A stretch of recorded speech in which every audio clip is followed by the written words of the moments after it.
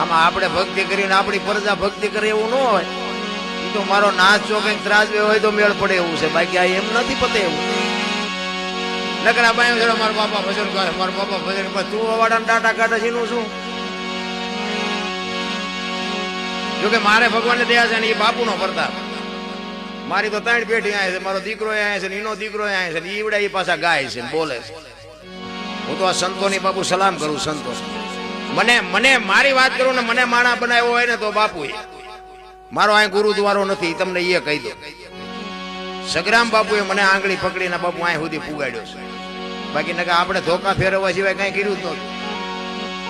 પણ સારું જેવા લેનમાં આવી ગયા. બાપુ જેવા બાપુ હેઠે બેઠા છે, બોલો અમને સાંભળે છે. આ કઈ શક્તિ બાપુ ભજન ની, આ કઈ સંતની શક્તિ. એટલે તો મહાપુરુષોને કહેવું પડે કે સંત ન હોત સંસારમાં તો હળગી જાત બ્રહ્માંડ. જ્ઞાન કેરી લેર છે ઠારત ઠામો ઠામા બાવા ન હોત તો જાત ક્યાં આપણે. અને તમે જોજો કોઈ પણ માણસ થાક્યો હોય ને, ઘરે બહેરે થાક્યો હોય, દેણું થઈ ગયું હોય તો શું કે મારે બાવો થઈ જવું, સાધુ થઈ જવું. કોઈ કે દરબાર થવું, ભરવાડ થવું હોય, કોળી થવું કે કોઈ બીજા થવા દે.